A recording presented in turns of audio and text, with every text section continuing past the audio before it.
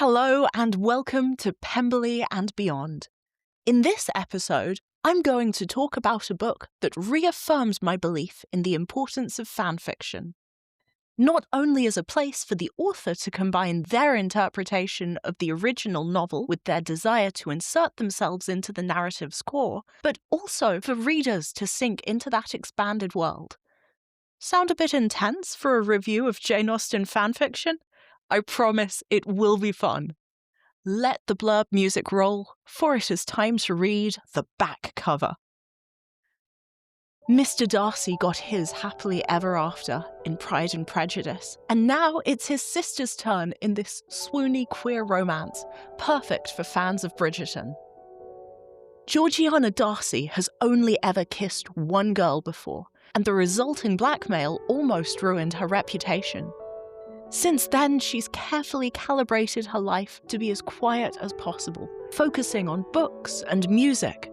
She certainly isn't planning on falling in love with another girl. But then she meets Kitty Bennet, and everything is thrown off kilter. After a moonlight kiss shifts their newfound friendship into something more, Georgiana follows Kitty to the Bennets' home. The visit proves ill-timed when she encounters the one man who knows her secret and threatened her with it before. Terrified of testing the limits of her family's love and of putting Kitty in danger, Georgiana doesn't know if there's any chance of a happy ending. Every etiquette guide she's ever read makes it clear that if she wants to protect her family name, Georgiana must pretend her heart follows society's accepted rhythm. Unless, with a little help from those who understand how it feels, she can compose the future she and Kitty both deserve. A few years ago, Mariah Rigg dropped the following quote from one of her mentors: "You write to the places you are not." Rigg goes on to say that she also reads to the places she is not. When I finished this episode's novel and set it aside, Rigg's statement about reading to the places you are not swam to the forefront of my mind. So what does this concept mean? You write to the places you are not. And what on earth does it have to do with Jane Austen fanfiction of all things? In answer to the first question, this means you, whether as a reader or as an author, are naturally drawn to literature that bridges the gap between where you are now and the places you wish you could be. Take the example of Dorothy L. Sayers' character, Lord Peter Wimsey. When asked how she chose to create his character, she said, "Lord Peter's large income I deliberately gave him. After all, it cost me nothing, and at the time I was particularly hard up, and it gave me pleasure to spend his fortune for him."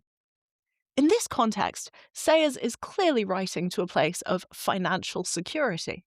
Later, as her own marriage crumbled, she created what I believe to be one of the most remarkable self-inserts in literature of all time, writing herself into the role of Harriet Vane, the crime writer relentlessly pursued by Lord Wimsey himself.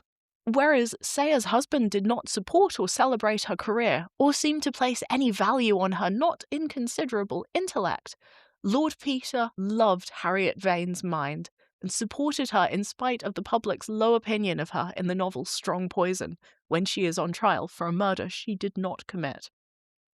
In creating Harriet Vane, and one of, arguably, the most romantic heroes of all time outside of the official romance genre, Dorothy L. Sayers was clearly writing to the places she was not in her own marriage.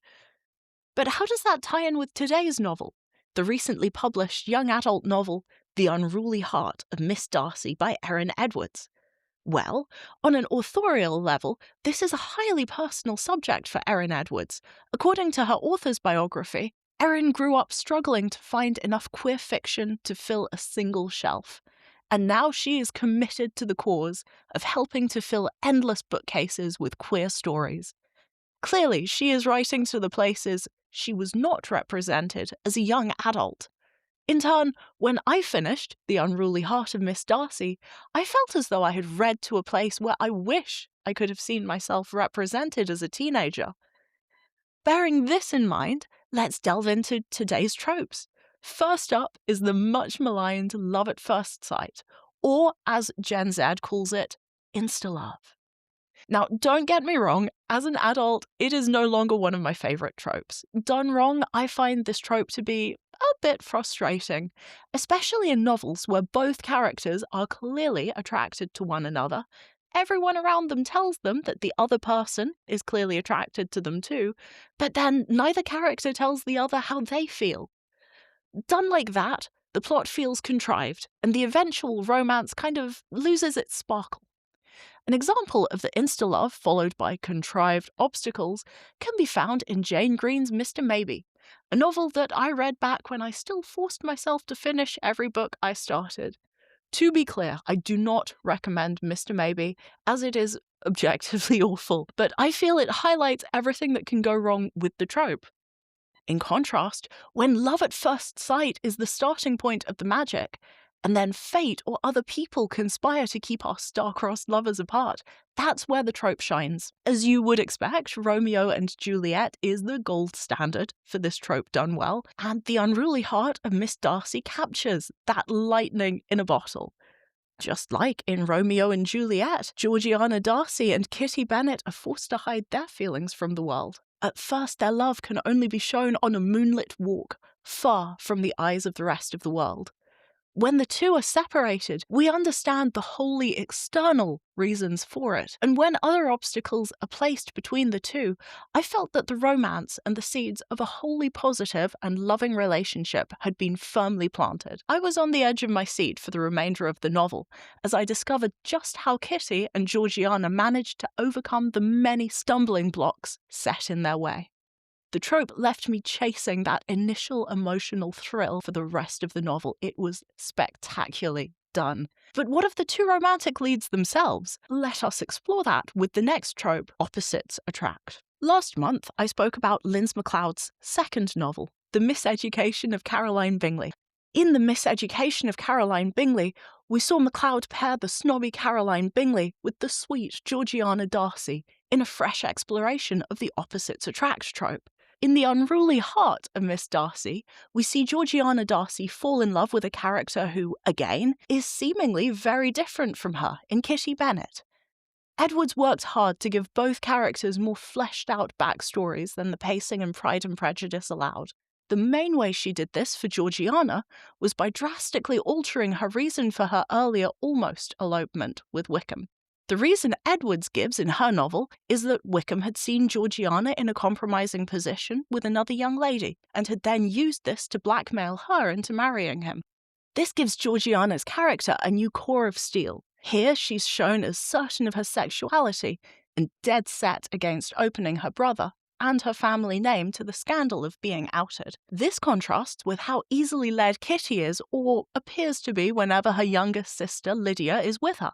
What I adored about this opposites attract pairing was that despite the fact both characters have different personalities and different financial standings, and to a degree different social standings, even though now they are both linked by marriage, both are shown to have a similar set of core values. This makes the romance feel more gentle and realistic, as both Kitty and Georgiana clearly bring out the same positive characteristics in one another. Our heroines bringing out the best in one another leads us to the third trope of the episode, maturing. As you might expect in a coming-of-age YA romance, this trope does a lot of heavy lifting. As regular listeners know, I tend not to review young adult novels on this podcast. In light of that, I think it's only fair to mention, for those of you who, like me, don't read much of this genre, that one of the things YA often does as a genre is allow the main character to really explore and test who they are and what their values are. In The Unruly Heart of Miss Darcy, Edwards made the choice not to make Georgiana's sexuality the discovering and coming-of-age part of the story. Georgiana is very much exclusively interested in women. Instead, the tension and exploration comes from Georgiana trying to forge the blueprint for a future life in which she is loved and fulfilled. We see firsthand the impact of her discovery that she's not the only lesbian in the world, and that some, very rare couples do not have to hide in the shadows. Another thing I loved about Edwards' approach to the maturing and self-discovery trope was Sometimes I find the way a younger and less mature character is written can come across as childish because their lack of experience and sometimes weaker ability to express how they're feeling or what they're going through can be a stumbling block in how those feelings are conveyed through the text. Edwards didn't write it like that. Instead, she gave Georgiana the dignity of a strong sense of self and the ability to express her thoughts and emotions fluently in her own internal monologue. The Unruly Heart of Miss Darcy is a moving novel that reminded me of just how wonderful the emotional honesty of the young adult genre can be. And now, for the Hocus Tropus. Every episode, I take one prominent trope from the main fanfiction book and recommend a second novel, one not set in the Austenverse, that contains the same trope, but done differently. This episode's trope is maturing. As regular listeners know, I love recommending books that introduce a contrasting take on the featured trope. The Unruly Heart of Miss Darcy explores how the main character matures and grows a firmer sense of self as she solves the problems that come up in the course of the novel, which is why I've chosen The Anthropologists by JAFF, I hope I'm pronouncing that correctly, it's a Turkish last name, to explore a completely different representation of this trope. The Anthropologists is a short novel that packs the nuanced, emotional punch I've come to expect from JAFF's work. The story is ostensibly about a youngish married couple who are house hunting in the country both have emigrated to. Through the myriad fragments of their daily life, we explore what it is to achieve the markers of maturity in adult and immigrant life. A home, a social circle, a favourite cafe to visit at weekends. It explores maturity from the side of adulthood, to quote the novel, where instead of the framed posters we'd had since university, we hung paintings we'd bought at the flea market, a plate of fruits, a port scene at sunset. We liked the paintings, yes, but we also liked what they might mean about us. People with real paintings on their walls. At the start of this episode, I mentioned the highly personal concept of writing and reading to the places we are not. I felt that very strongly as I read that last quote, which says rather a lot about where I am and where I'm not. And I think there's a second reason why this concept of writing to the places you are not was uppermost in my mind when I finished reading Edwards' wonderful young adult romance. You see, in November of 2025, 193 books deemed inappropriate for teenagers were removed from the library shelves at the Lowry Academy in Greater Manchester in England. Books including perennial teen favourites like Twilight, The Notebook, Heartstopper, and Red, White and Royal Blue. Autobiographies including Britney Spears' The Woman in Me and Michelle Obama's Becoming. The full list of banned books is shown at the end of the Index on Censorship article I've attached below. Some of the novels were banned on account of them containing, and here I quote, violence involving vampires and werewolves, or, I assume, zombies, in the case of Pride and Prejudice and Zombies, an Austen-inspired novel I'm sure you have heard of, which was also banned from the Lowry Academy. But violence between fictional entities was but one of the reasons for the head teacher of the Lowry Academy choosing to pull books from the shelves or move a minority of them to what was deemed by her and AI to age-appropriate sections of the library, which brings us back to Edwards' novel. Here is a book that offers something uncontroversial, a clean historical romance about two young people learning how to care for and support one another in their first serious relationship. It even introduces a famous and famously well-regarded lesbian couple who lived in Wales. This is going to give readers unaware of famous historical lesbian couples an awareness of how lesbianism was regarded in the Regency era and also, in my opinion, the more important point, the knowledge that lesbianism isn't some crazy woke invention, which is something that phenomenally well-funded book-banning lobbyists would have you believe. I cannot stand this increasingly prevalent Emperor's New Clothes stupidity that tries to transform young adult novels into something radical, dangerous, or inappropriate. That thinking should strike us as odd, if not unhinged. Because The Unruly Heart of Miss Darcy is precisely the sort of story young teenage readers, or readers of any age, should be able to encounter on the shelves. After all, we see characters learn positive ways of communication, how to be vulnerable, how to be honest with themselves and with others, as well as how to work out what their own values are, not just in romantic relationships, but also in regards to other relationships that may not support them. I hope that even those of you who may feel uneasy about the presence of certain books in libraries might ask yourselves what is really being protected here. Many of the novels banned from the Lowry Academy did not encourage harmful behaviours or undermine the values any school, especially a faith-based one like the Lowry, seeks to, or rather purports to teach. If we believe that young people benefit from learning about how to form healthy relationships or learn the limits of what healthy actions are, then it is difficult to argue that these stories become unsuitable simply because the people falling in love are two young ladies rather than a boy and a girl. What's more, if we're using the logic that the Lowry's head teacher did when banning certain books, we quickly find ourselves in the weeds. Why ban Terry Pratchett's comedic soul music for sexual material while continuing to teach both Tess of the D'Urbervilles and an Inspector Calls? Why ban Michelle Obama's Becoming for mentioning some of the racism she has encountered, and Nicholas Sparks' The Notebook for the theme of betrayal? The Bible contains betrayal aplenty, from the story of Abel's betrayal and murder by his brother Cain to Joseph being betrayed by his brothers, which leads to him being enslaved and sexually propositioned by a woman in power. And are they really not going to stop teaching the story of the racism towards an enslavement of Moses and his people? Does that sound as ridiculous to you as it does to me? The real test of an educational environment is not whether it shields students from every idea that some adults dislike. Instead, we should ask ourselves whether educational environments equip young people to engage thoughtfully with the world as it is.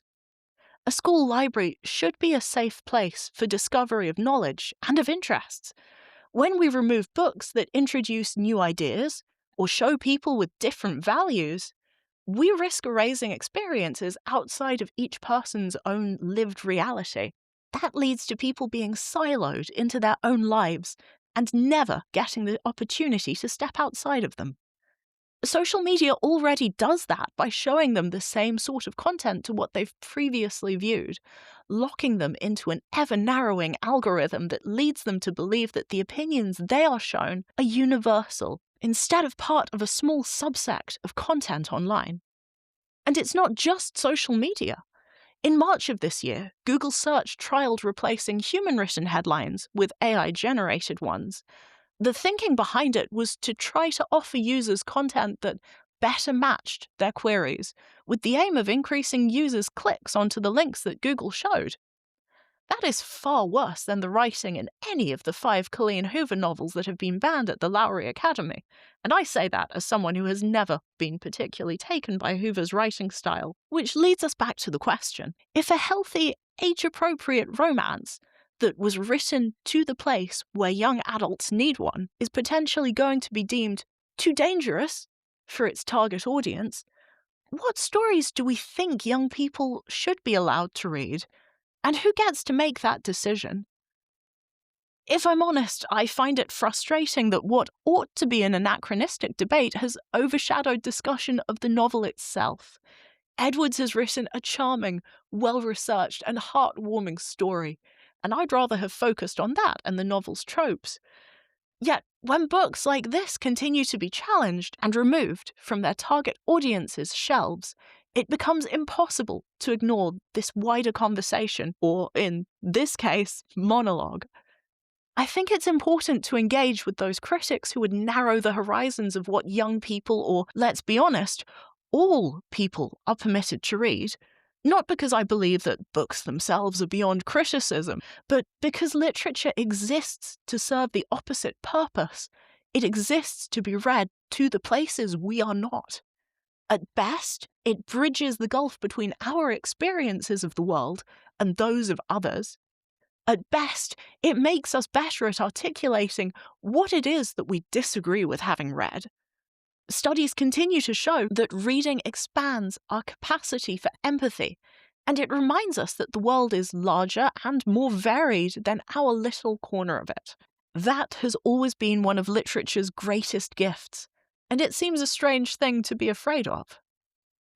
If you've made it this far, you are an absolute legend. I would love to hear your opinion on writing or reading to the places we are not, or any of your opinions on what I've spoken about today. If you're feeling less forthcoming, please consider giving a like or following me.